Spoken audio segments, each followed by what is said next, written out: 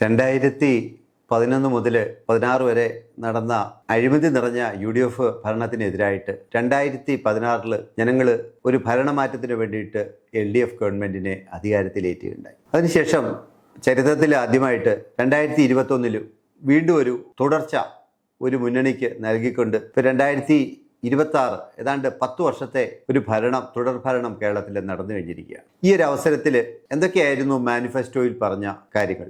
നമ്മളൊരു 8 പോയിന്റുകൾ മാനിഫെസ്റ്റോയിൽ പറഞ്ഞ പോയിന്റുകൾ, നടപ്പിലാക്കിയ കാര്യങ്ങൾ, അതിൻ്റെ ഇന്നത്തെ അവസ്ഥ അതൊന്ന് വിശകലനം ചെയ്യുകയാണ്.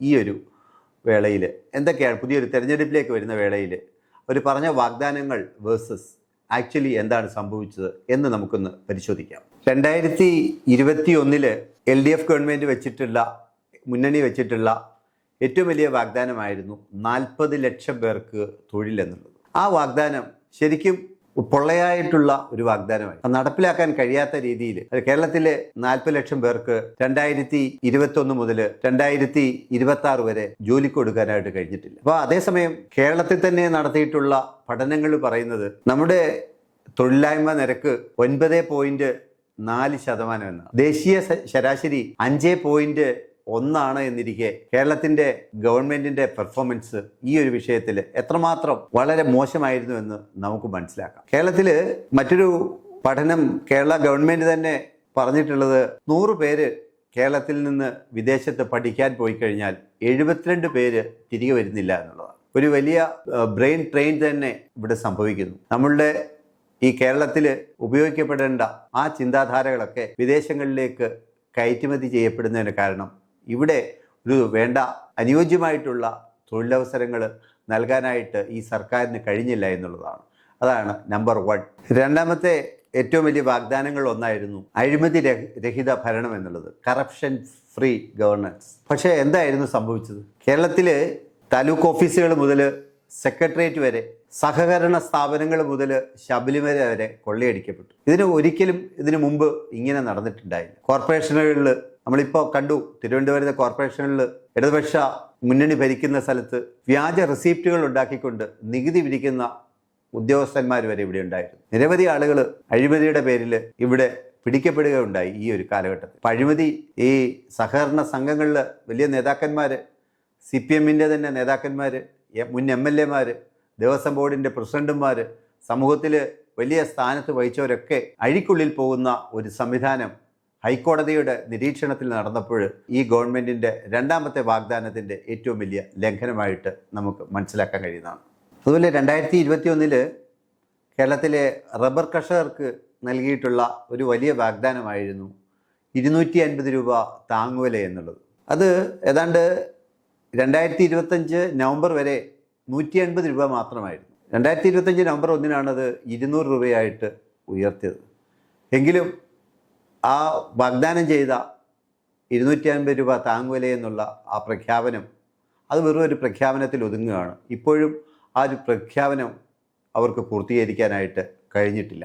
LDF സർക്കാരിൻ്റെ 2021 ഒരു വലിയ വാഗ്ദാനമായിരുന്നു കേരളത്തിൻ്റെ പൊതു കടം കുറയ്ക്കുമെന്നുള്ളത്. ആ തുക ഏതാണ്ട് 2016 കേരളത്തിൻ്റെ പൊതുകടം 1.57 ലക്ഷം കോടി രൂപയായി. 2021 ആയപ്പോഴേക്ക് അത് എത്രയായി വർദ്ധിച്ചു എന്നുള്ളത് നമുക്ക് നോക്കാം. 2021 അവരുടെ വാഗ്ദാനം പൊതുകടം കുറയ്ക്കുമെന്നായിരുന്നു. എന്നാൽ യഥാർത്ഥത്തിൽ സംഭവിച്ചത് 2.96 ലക്ഷം കോടിയിലേക്ക് കേരളത്തിൻ്റെ പൊതുകടം ഉയർന്നു എന്നുള്ളതാണ്. ഏറ്റവും അവസാനമായിട്ട് ഇപ്പോൾ അധികാരം വിട്ട് അവർ 2026 അടുത്ത തെരഞ്ഞെടുപ്പിലേക്ക് പോകുമ്പോൾ 4.8 ലക്ഷം കോടി രൂപയുടെ കടം വരുത്തിയിട്ടാണ് ഈ ഒരു ഭരണം പോകുന്നത്.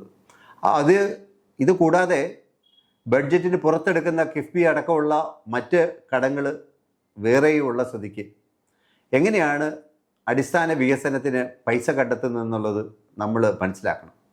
ഇവർ അടിസ്ഥാന വികസനത്തിന് വേണ്ടിയിട്ട് പണം ചെലവഴിക്കാനില്ലാത്തത് പദ്ധതികളൊക്കെ, തുരങ്കങ്ങളൊക്കെ തുരന്നു വെച്ച് ഉദ്ഘാടന മാമാങ്കങ്ങൾ നടത്തുന്നത് എന്തുകൊണ്ടാണെന്ന് വെച്ചാൽ അവർക്ക് അതിനുള്ള സാമ്പത്തിക അച്ചടക്കമില്ലായ്മയുണ്ടാണ്.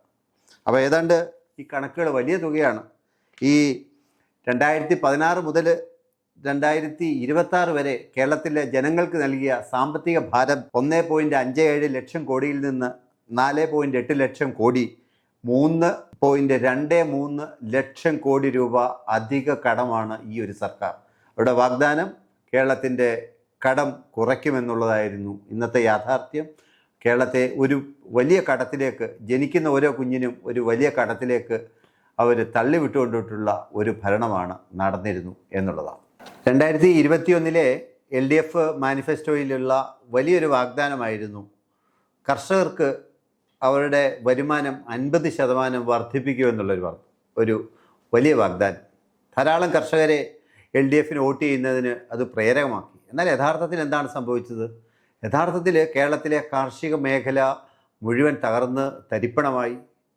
നെല്ലിൻ്റെ ഉൽപ്പാദനം, അത് സംഭരിക്കുന്നത് അടക്കമുള്ള തലങ്ങളിൽ വലിയ രീതിയിലുള്ള പാളിച്ചകളുണ്ടായി. നെല്ല് കർഷകരൊക്കെ വലിയ രീതിയിൽ ബുദ്ധിമുട്ടിലായി. എല്ലാ കർഷകരും, ഏതാണ്ട് 1000-ഓളം കർഷകരാണ് ഈ 2021 മുതൽ 26 വരെ അവർക്ക് അവരുടെ കാർഷിക വൃത്തി കൊണ്ട് അവരുടെ ജീവിതം മുന്നോട്ട് കൊണ്ടുപോകാൻ കഴിയാതെ ആത്മഹത്യ ചെയ്തത്. ആ ഒരു കണക്ക് കേരള സർക്കാരിൻ്റെ കണക്കാണ്. അപ്പോൾ എന്തായിരുന്നു അവരുടെ വാഗ്ദാനം? 50% അവരുടെ വരുമാനം വർദ്ധിപ്പിക്കുമെന്ന് പറഞ്ഞ സ്ഥലത്ത് അവരുടെ ജീവിതത്തെ മുഴുവന് വഴിയാധാരമാക്കുന്ന ഒരു സർക്കാരായിരുന്നു. അവർ കർഷകർക്ക് നൽകിയ ആ വാഗ്ദാനം വളരെ പൊള്ളയാണെന്ന് നമുക്ക് മനസ്സിലാക്കാൻ കഴിയും. 2021 LDFൻ്റെ ഏറ്റവും ശ്രദ്ധേയമായിട്ടുള്ള ഒരു തെരഞ്ഞെടുപ്പ് വാഗ്ദാനമായിരുന്നു കേരളത്തിലെ ആരോഗ്യ മേഖലയെ ലോകോത്തര നിലവാരത്തിൽ ഉയർത്തുമെന്നുള്ളത്. കേരളം ഇതുവരെ കേട്ടിട്ടുള്ള ഏറ്റവും വലിയ ഒരു ഫലിതമായിട്ട് അത് കേരളത്തിൻ്റെ ചരിത്രത്തിൽ അവശേഷിക്കുക. കഴിഞ്ഞ 2021 ശേഷം ഇത്രയധികം മെഡിക്കൽ നെഗ്ലിജൻസ് ഉണ്ടായിട്ടുള്ള ഒരു സമയം ഉണ്ടായിട്ട് നമ്മൾ കേൾക്കുന്ന റിപ്പോർട്ടുകൾ ഈ ലോകോത്തര നിലവാരം എന്താണെന്ന് മനസ്സിലാക്കിയാൽ ശസ്ത്രക്രിയ കഴിയുമ്പോൾ ആ സർജിക്കൽ ഉപകരണങ്ങൾ മനുഷ്യൻ്റെ ശരീരത്തിനുള്ളിൽ വെച്ച് കെട്ടിപ്പോരുക, അവിടെയുള്ള ക്ലോത്തുകൾ വയറ്റിനുള്ളിൽ തുന്നിച്ചേർക്കുക, രോഗിയെ അഡ്മിറ്റ് ചെയ്താൽ വലത് കാലിൽ ഓപ്പറേഷൻ ചെയ്യുക, രോഗികൾ മാത്രമല്ല കൂട്ടിരിക്കാൻ വരുന്നവർ വരെ കെട്ടിടങ്ങൾ തകർന്നും മരിക്കുക. അങ്ങനെ കേരളത്തിൽ കഴിഞ്ഞ ഇടത് സർക്കാരിൻ്റെ ഭരണകാലത്ത് ഇത്രയേറെ മെഡിക്കൽ പിഴവുകൾ ഉണ്ടായ ഒരു സംഭവം ഉണ്ടായിട്ടില്ല. അപ്പോൾ അതുകൊണ്ട് ആ ഒരു വാഗ്ദാനത്തെ പറ്റിയിട്ട് നമ്മൾ ഒന്നുകൂടെ ചിന്തിക്കണം. ആ സർക്കാർ എത്രമാത്രം ബാലിശമായിട്ടുള്ള കാര്യങ്ങൾ പറഞ്ഞു. എന്തെങ്കിലും മെഡിക്കൽ രംഗത്തിൻ്റെ ഒരു ഉണർവിന് വേണ്ടിയിട്ടുള്ള കാര്യങ്ങൾ ഒരിക്കൽ പോലും ചെയ്യാൻ ശ്രമിച്ചിട്ടില്ല എന്നുള്ളതാണ്. വെറുതെ പാഴായിട്ടുള്ള പ്രഹസനങ്ങൾ പറഞ്ഞുകൊണ്ട് ലോകോത്തര നിലവാരത്തിലേക്ക്, ഇതാണോ ലോകോത്തര നിലവാരത്തിലേക്കുള്ള ഒരു മെഡിക്കൽ ശുശ്രൂഷ എന്നുള്ളത് നമ്മൾ ചിന്തിക്കേണ്ടിയിരിക്കുന്നു. LDF സർക്കാരിൻ്റെ പ്രധാനപ്പെട്ട വാഗ്ദാനങ്ങളിലൊന്ന് 7 നമ്മളിവിടെ പരിഗണിക്കുകയാണ്. ഭക്ഷ്യ മേഖലയിൽ ഒരു സ്വയം പര്യാപ്തത. അവരന്ന് എടുത്തു പറഞ്ഞൊരു കാര്യം പാല്, മുട്ട, പച്ചക്കറികൾ ഇവയുടെ ഉൽപ്പാദനത്തിൽ കേരളത്തിൽ സ്വയം പര്യാപ്തത കൈവരിക്കും എന്നുള്ളതാണ്. യഥാർത്ഥത്തിൽ ഈ 5 വർഷം അവർ പൂർത്തിയാക്കുമ്പോൾ അവസ്ഥ എന്താണ്?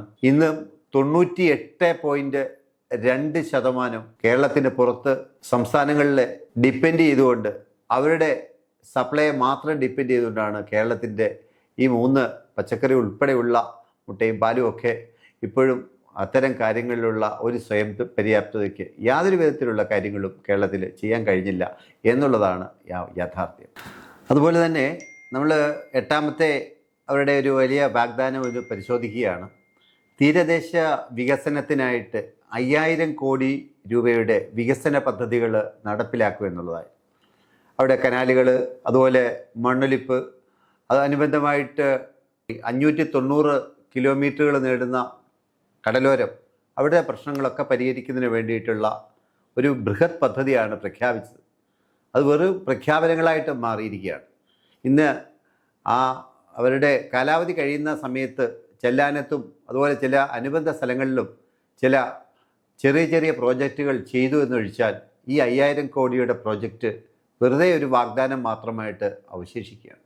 അപ്പോൾ ഇതിൽ നമ്മൾ മനസ്സിലാക്കുന്നത് തെരഞ്ഞെടുപ്പിൽ നൽകിയിട്ടുള്ള ജനങ്ങൾക്ക് പ്രഖ്യാപിച്ചിട്ടുള്ള കാര്യങ്ങൾ വെറും വാഗ്ദാനങ്ങളായിട്ട് നിലനിൽക്കുന്നു എന്നുള്ളതാണ്. അതുകൊണ്ട് കഴിഞ്ഞ ആ തെരഞ്ഞെടുപ്പിൽ അവർ നൽകിയ ആ വാഗ്ദാനങ്ങളൊക്കെ ഒരു വാഗ്ദാനങ്ങൾ മാത്രമായിട്ട് നിലനിൽക്കുന്നതിനാൽ ഇനിയൊരു കാലത്തേക്ക് അവർക്കൊരു അവസരം കൊടുക്കാനായിട്ട് കേരളത്തിലെ ജനങ്ങൾ ഒരിക്കലും തയ്യാറാകില്ല, അതിന് തയ്യാറാകരുത് എന്ന് മാത്രം അഭ്യർത്ഥിക്കുന്നു. നന്ദി, നമസ്കാരം.